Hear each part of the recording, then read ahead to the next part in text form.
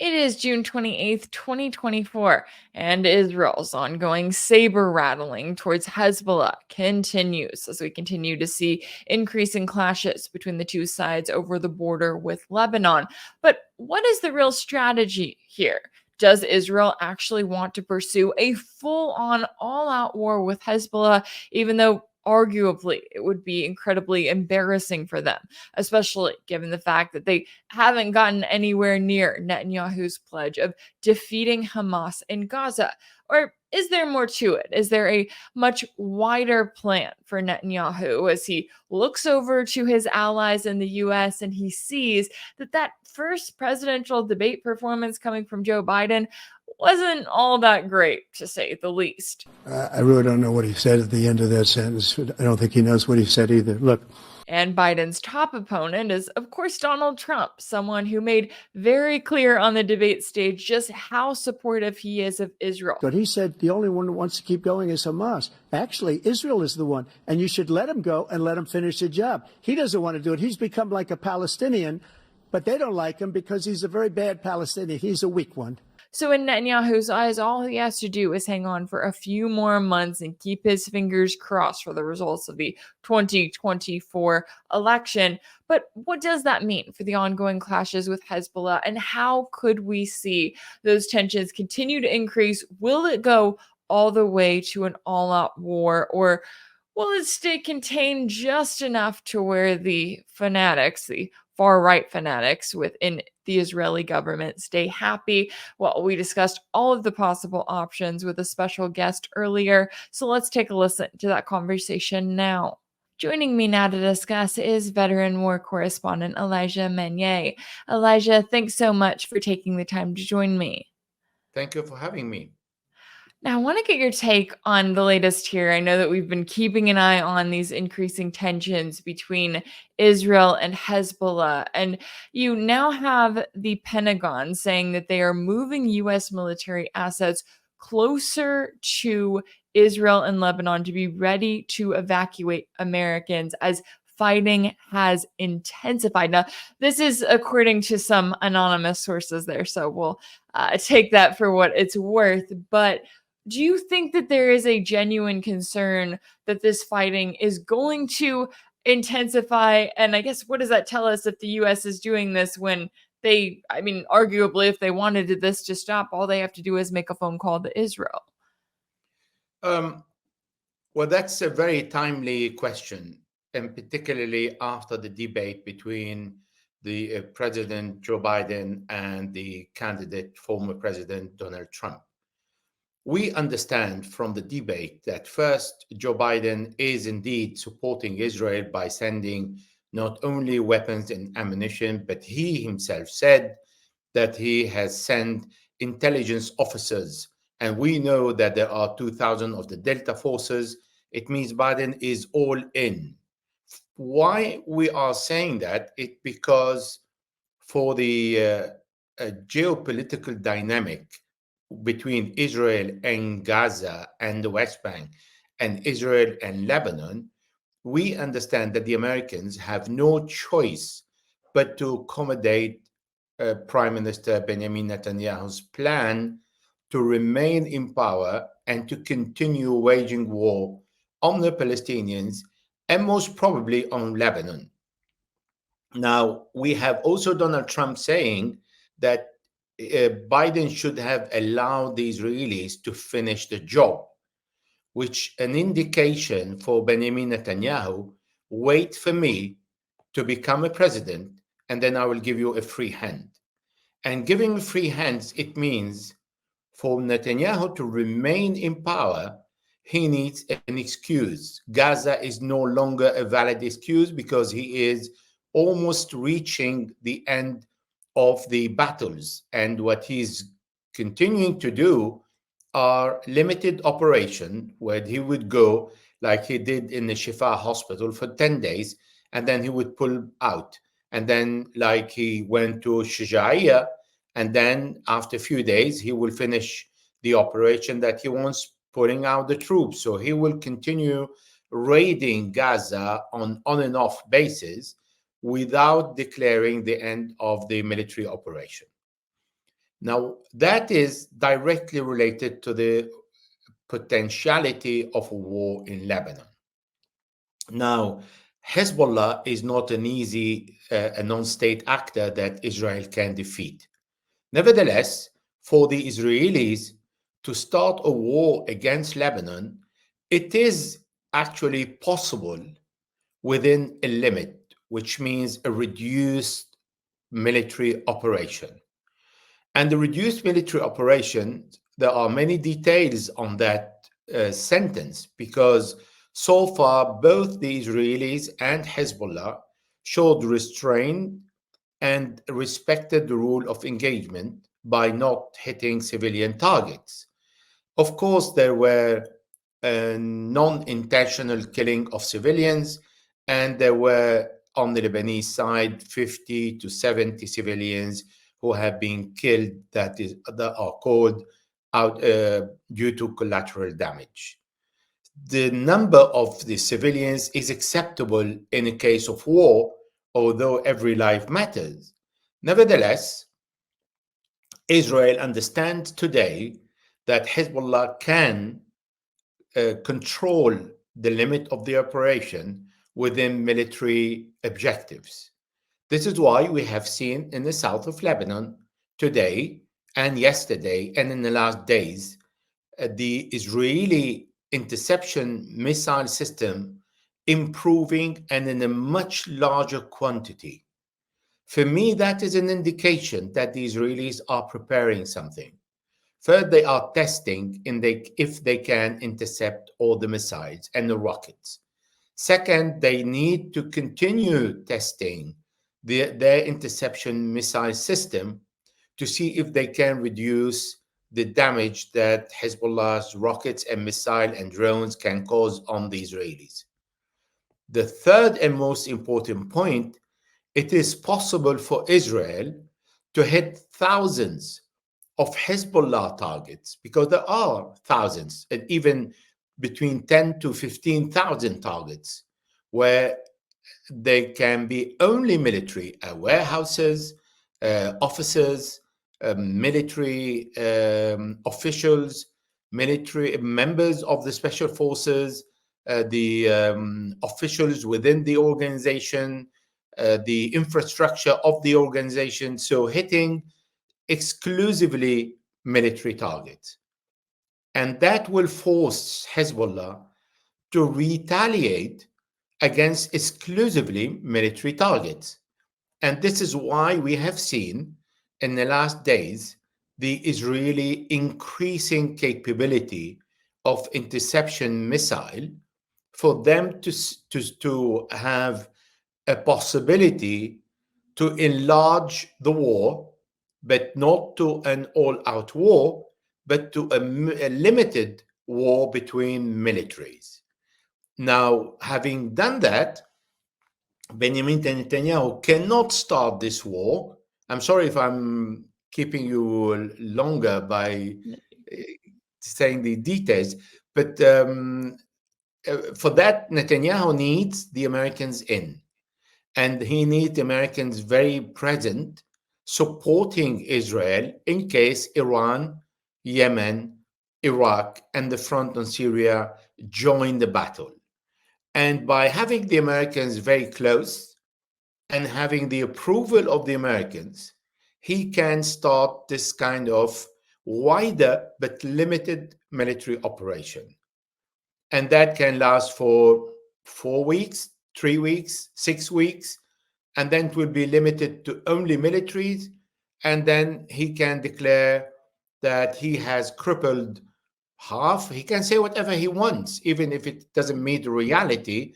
But then he can say, let us sit and talk about what's going to happen on the borders and if Hezbollah is going to pull out or not. Of course, Hezbollah will not pull out, but at least he will give some kind of show of power to the right-wing Israelis that want Israel to do something on the borders and to give them some tranquility that Israel can defend them in case of need. Now, the scenario that I just said, because the Americans will, even if they disagree when Israel goes to war, America is forced to join in.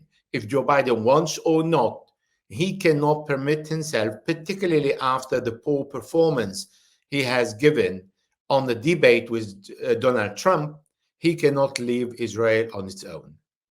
This is why he will bring in America, dragging it by the nose, and then put it in the middle of a battle without necessarily starting a war. But again, the military, the American military, will be supporting the Israelis in intelligence, in weapons, and in officers who have experience, and also unwittingly with the drone, the missiles, the F-16s, whatever they want, the Israelis will get out of the Americans. That is the first time someone speaks about a possible scenario of this kind that has emerged out of the possibility, the increased possibility of Donald Trump winning the battle. And we're talking about someone who would go to war against Iran and go to war against Lebanon without limits. Wow. Yeah. And I appreciate you really laying it out and explaining it, because that's kind of what I had been wondering as I'm watching, the rhetoric that we're seeing from Netanyahu, the fact that Israel is beating the war drums for a wider conflict with Hezbollah.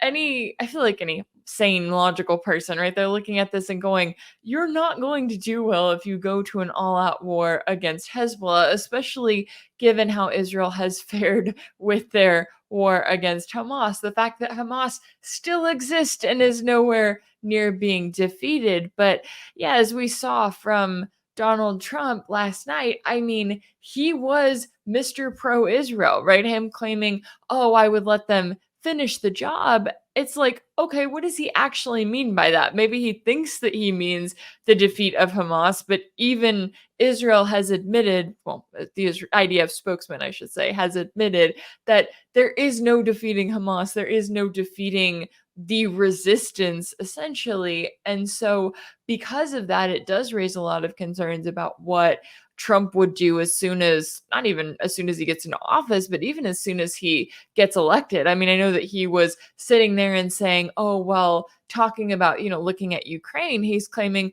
oh, I would have the Ukraine war decided as president-elect. So before he's would even be sworn in come January, he's claiming that just between November and January that he would get the job done. But yeah, it does raise those warning signs that, the message has been conveyed to Netanyahu that he just has to really hold on until November. And even to that end, I mean, if Biden were to legitimately try to rein Israel in, to cut off military aid in any way in the coming months, all Trump has to do is just run on saying, oh, well, Biden has abandoned our close ally, exactly what he's doing now.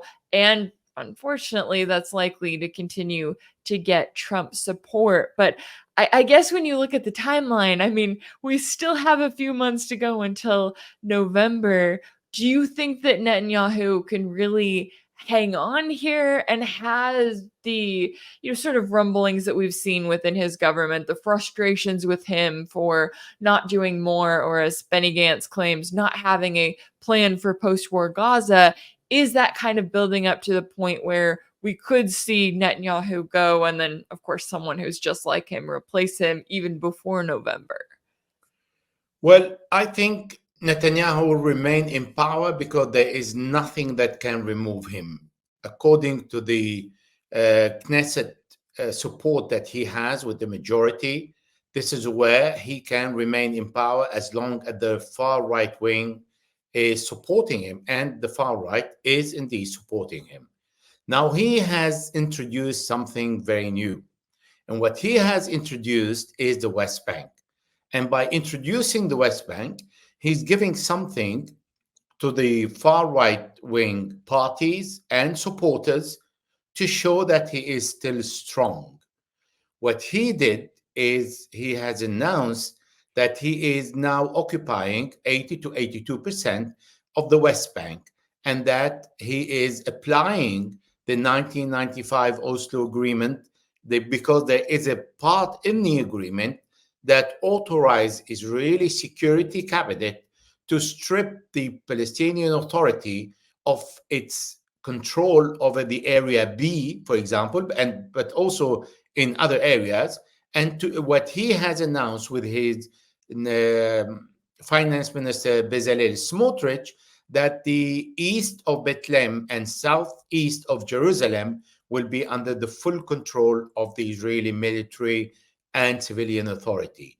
He has legalized 5 settlements that are illegal and has decided that he's going to name every new settlement, because he decided also to bring in one additional 1 million settler and create 5 extra, not the 5 that he's recognizing that are illegal, but additional 5, and will name each settlement according to the name of the country that recognized Palestine as a state.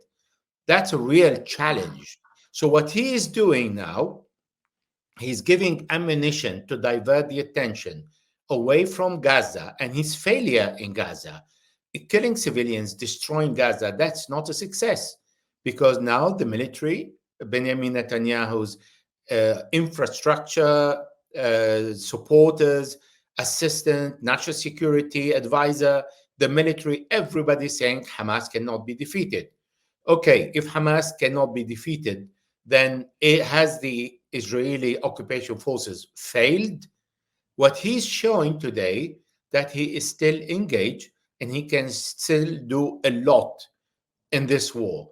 But on the same time, he's showing his capability to bring more support to the state of Israel by saying, I can bring more settlements and I can bring more settlers, and I'm taking away the authority of the Palestinian Authority of President Mahmoud Abbas.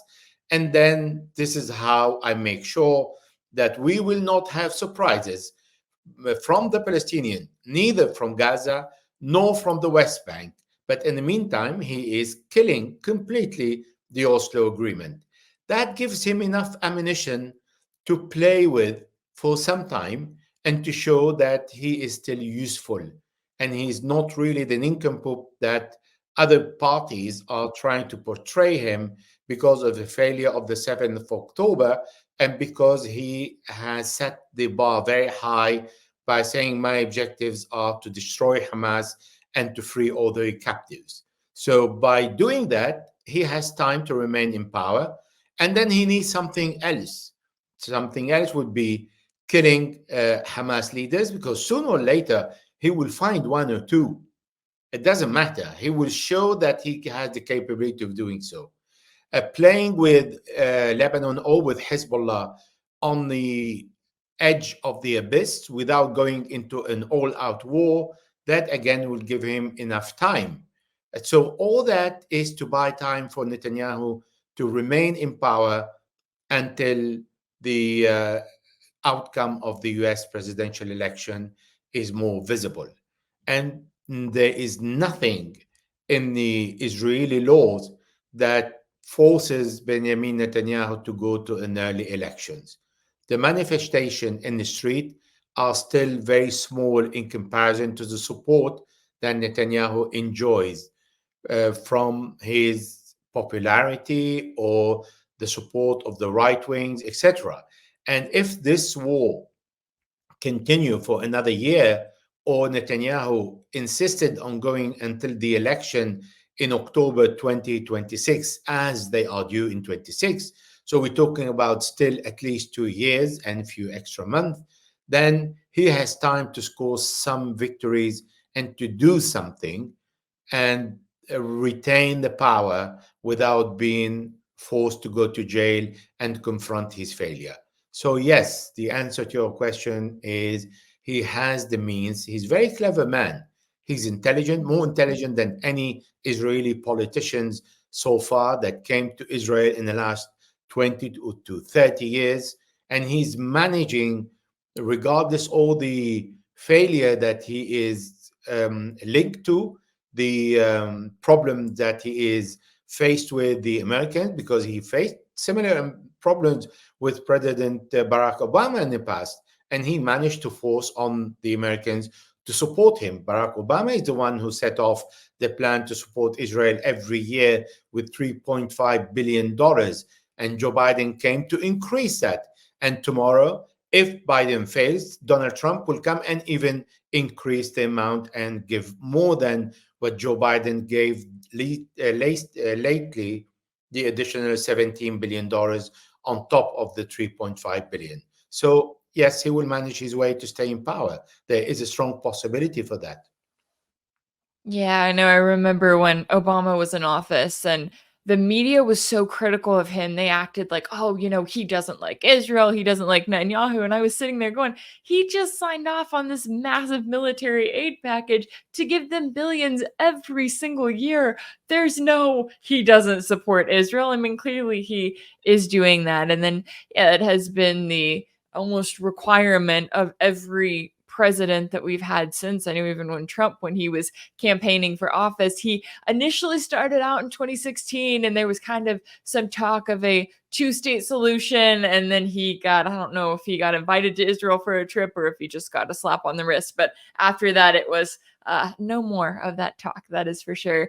I also wanted to touch on the state of the resistance as a whole, because I know that when it comes to Hezbollah, when it comes to Ansar Allah in Yemen, you have this ongoing resistance movement that is fighting back in different ways. Could you see that continuing to escalate if Israel does kind of turn their attention to more military targets in Lebanon and from Hezbollah? And is there a chance where Israel backs down at all here, or is part of this about trying to get the US involved more and more? The members of the Axis of the Resistance, i.e. Yemen and Iraq, will certainly join in support of Hezbollah, because it is not possible to allow the Israelis to take one member of the Axis of the Resistance at the time and say, well, I'm not fighting the others, I fight only the Palestinians, and then the Lebanese, and then Yemen, and then after that Iraq. So they take one at a time, which is very convenient for them. Of course, the situation in Gaza is different from the other members of the resistance.